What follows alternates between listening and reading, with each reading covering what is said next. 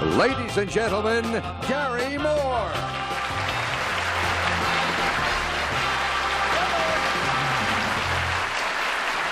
Hi. Hello, Bill Wendell. Greetings, friends. Welcome to Tell the Truth. Our first guest today is a special kind of ski instructor. As a matter of fact, he's a very special kind of guy. He teaches amputees to ski. And he has some marvelous film to show you, and you're going to be amazed at how well his students do. We'll meet him, we'll see the film after we meet our panel here on Tell the Truth. Bill Cullen. Kitty Carlisle. Joe Gargiola. And Peggy Cass.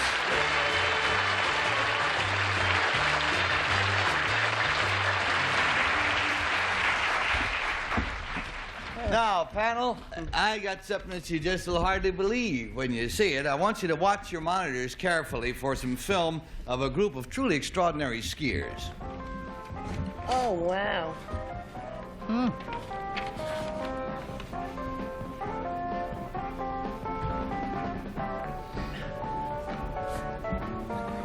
Isn't that marvelous? Isn't that something? It sure is. Look at the grace and the energy. The courage.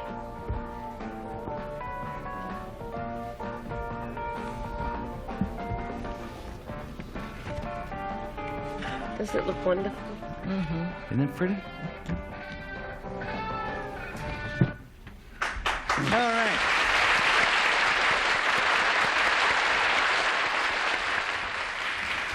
Now let's meet the man who teaches amputees to ski.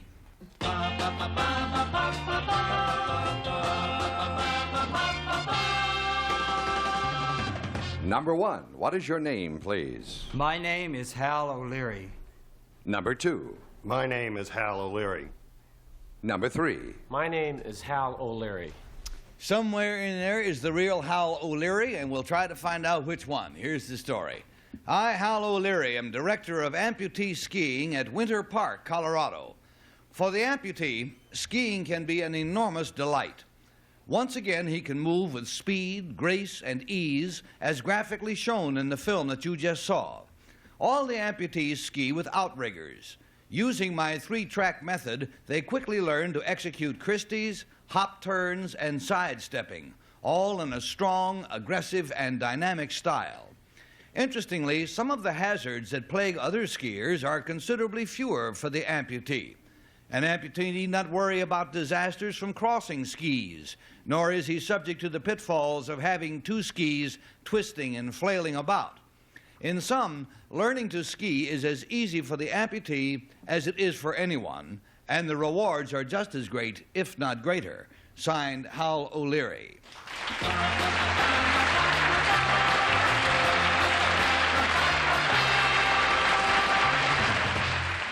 And while the panel tries to hastily get some questions together, our sponsors will have this to say to you whatsoever.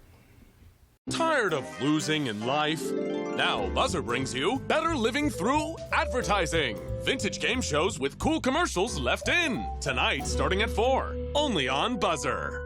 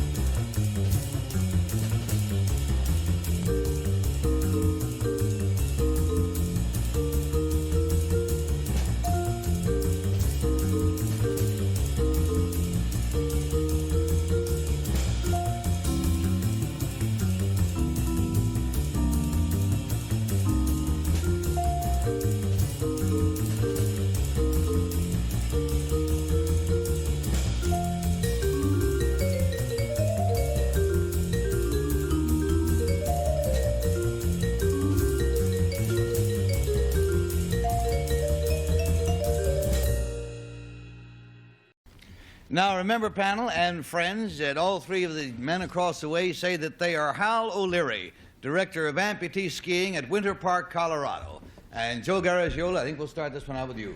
Number 3, how did it start? Why did you want to teach amputees?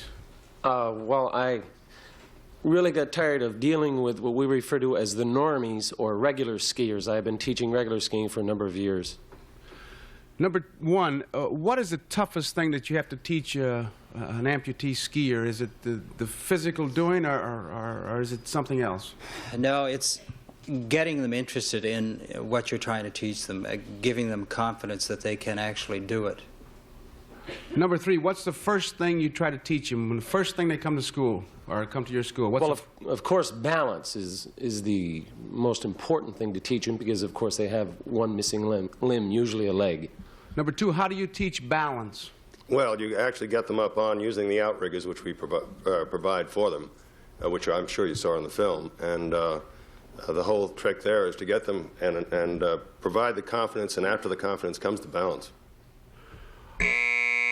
Thank you, Joe. We're going to go on to Peggy. Thank you. Number 2, did you invent those outriggers? Yes. Well, that's 2 small skis at the end of your ski poles, right? Well, it's not ski poles. Actually, they're crutches. They're the kind of crutch that grabs your arm. Oh, yeah. And the like aluminum ones, and bracelets. they're 14-inch skis on them, and we've done some very interesting devices even for amputees who had a limb an arm missing as well.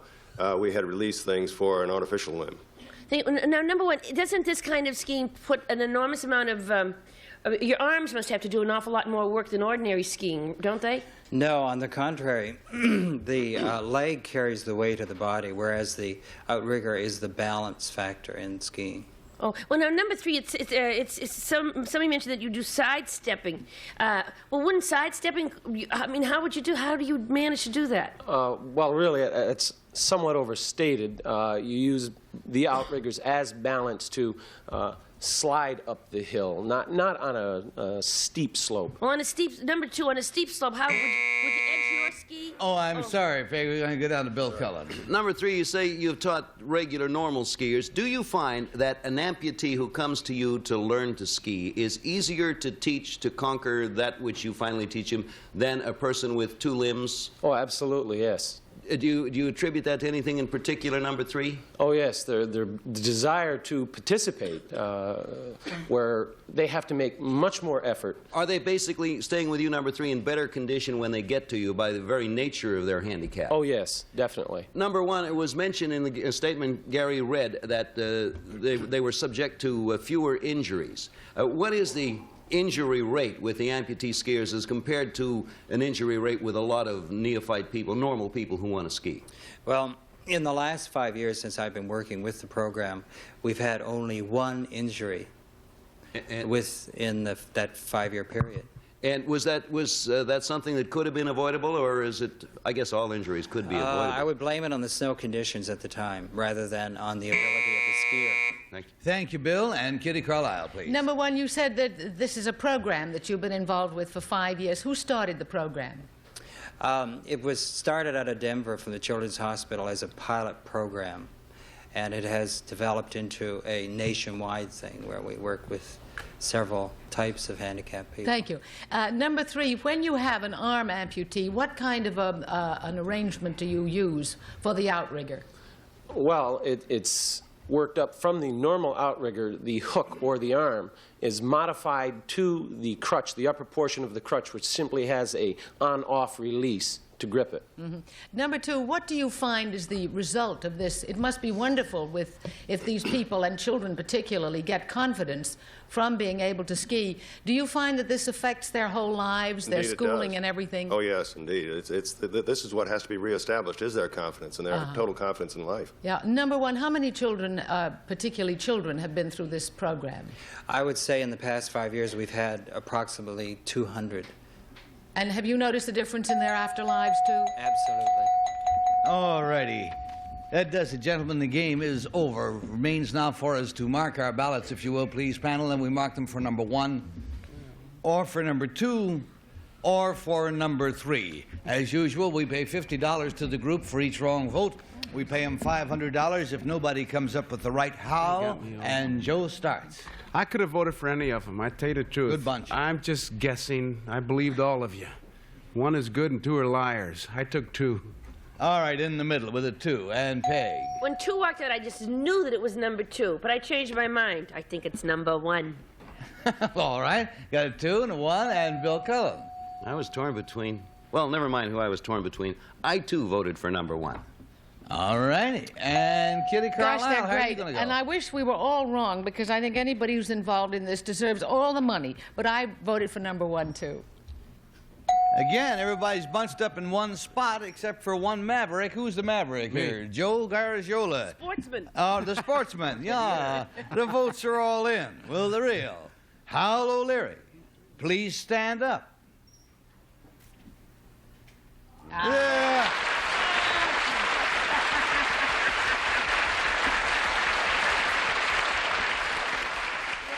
Thank you, Hal. Thank you. Gee, there was a great bunch of imposters. I thought the voting was going to be spread all over. Let's find out about you. Number 2, what is your real name, please? My real name is Clinton Bush. I'm the president of Concepts and Directions, an environmental consulting firm in Oyster Bay, New York. Thank you, Mr. Bush. And number 3?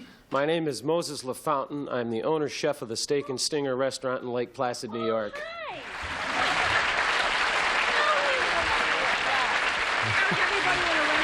Knows all the bartenders and owners.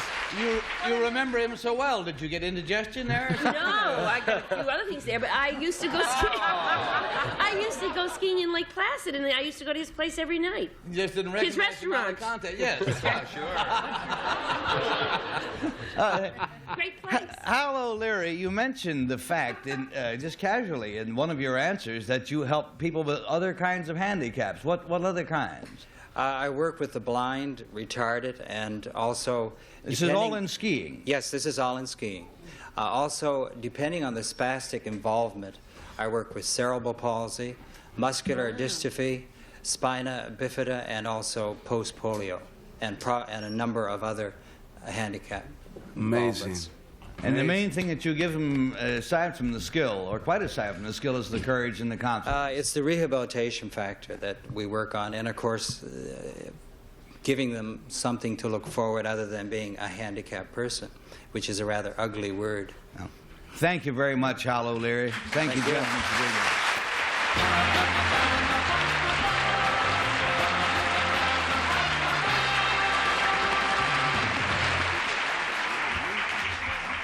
Well, we've all heard of prolific writers, but I'm tempted to say that you've never met a prolific writer until you meet the fellow who's coming up here at our next spot. That'll be right after our next commercials.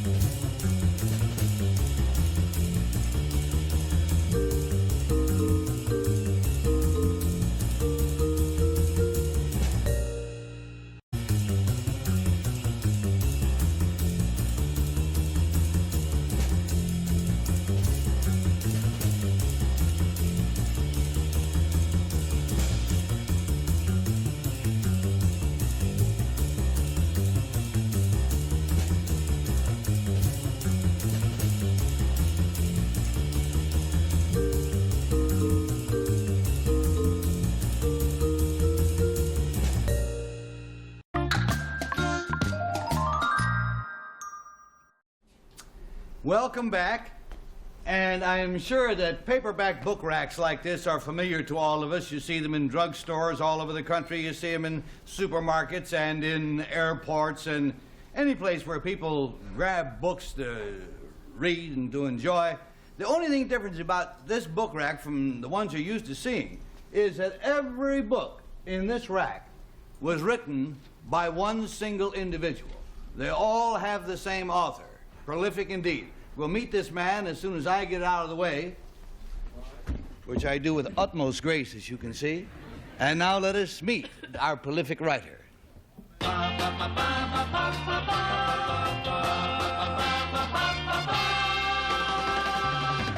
Number 1, what is your name, please? My name is Louis L'Amour. Number 2. My name is Louis L'Amour. Number 3. My name is Louis L'Amour. And here are Louis L'Amour's words on the Old West. He says, I, Louis L'Amour, am the most prolific living writer of Western novels. You've already seen most of my 57 paperback novels, which are currently in print. But here is my latest book, The Californios, my first hardcover novel in more than 20 years. All in all, more than 40 million copies of my Westerns have been sold. My fans come not only from all over the U.S., but all over the world. One aficionado who has become a friend through our correspondence is Tibet's Dalai Lama. Unlike some Western writers, I spend as much time as possible exploring and enjoying the Western wilds. I come by this naturally. My ancestors have been involved in frontier life since 1638. In fact, my great-grandfather was scalped by the Sioux. Signed, Louis L'Amour.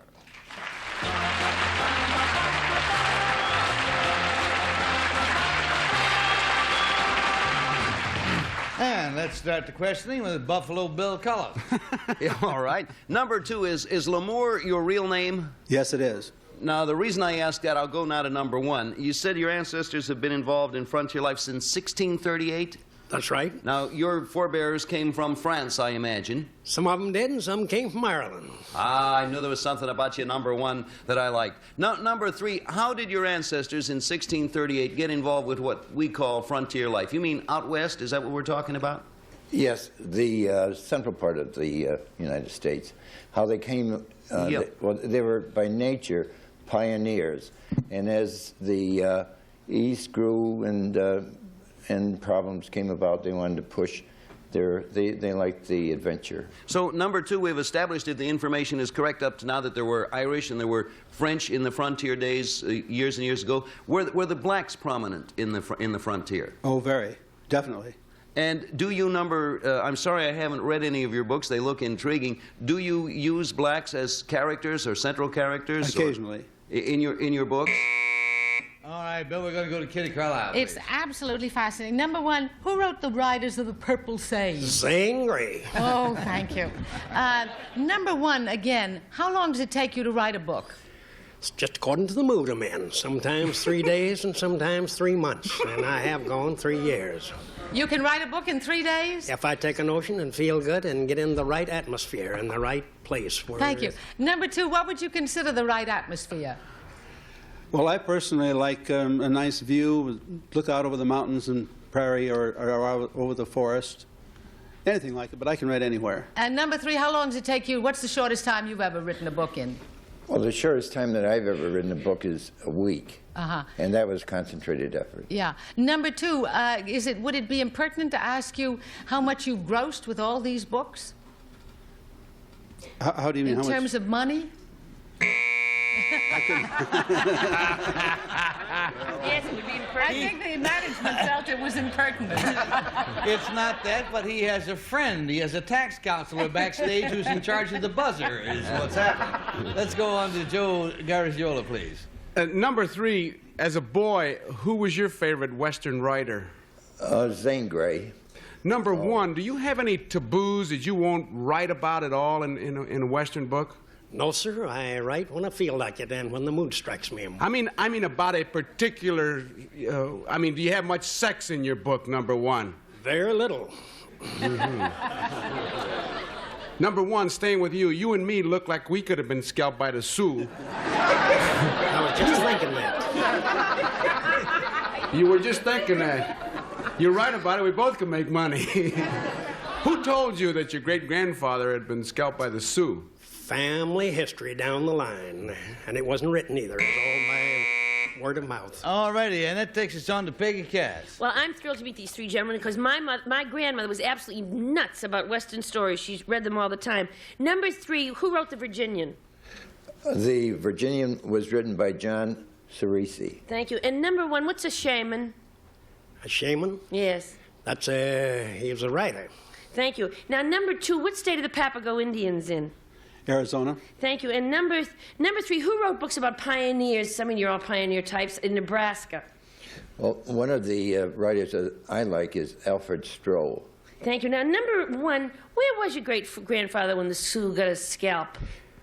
In an Italian restaurant. South Dakota.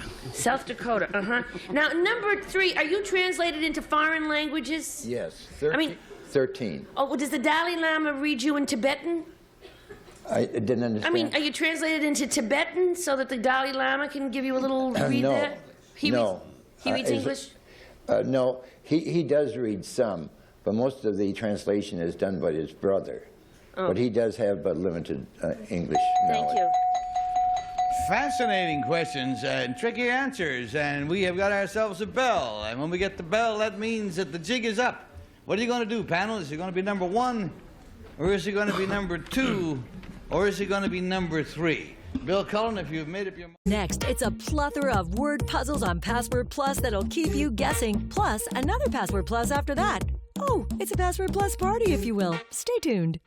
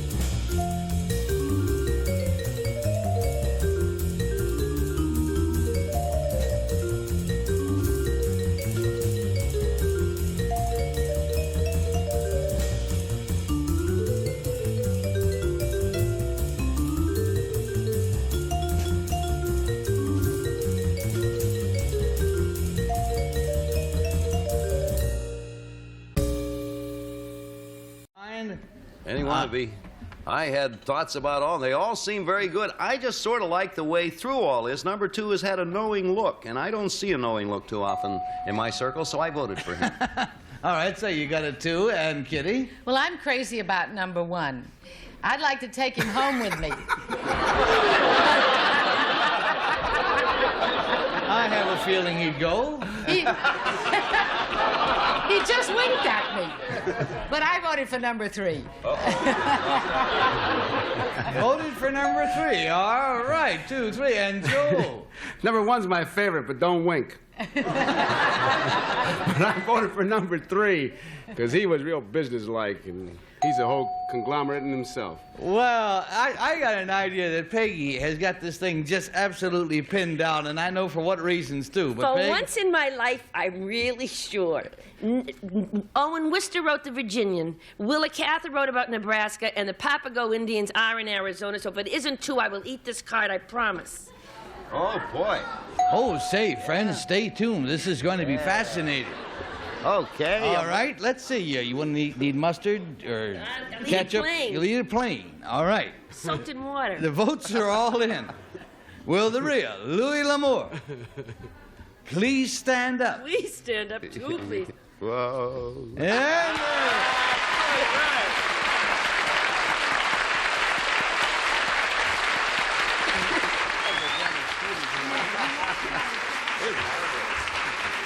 Thank you, Mr. L'Amour. Let's find out about your imposters. Number one, you at least won the undying affection of Kitty Carlisle, which is not a small thing. What is your real name, sir, and what do you do? My name is Lieutenant Commander M.D. England, U.S. Navy retired, and I'm now a lawyer in Berryville, Arkansas. Commander.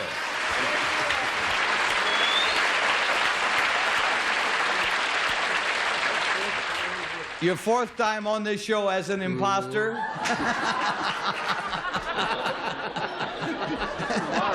No wonder Kitty wants to take you home. She's gotten accustomed to your face. Number three, what is your real name, please, and what do you do? My name is John Rogers. I'm from Irvington, New Jersey, and I'm with Fairnola Construction Company as an executive in their rental properties.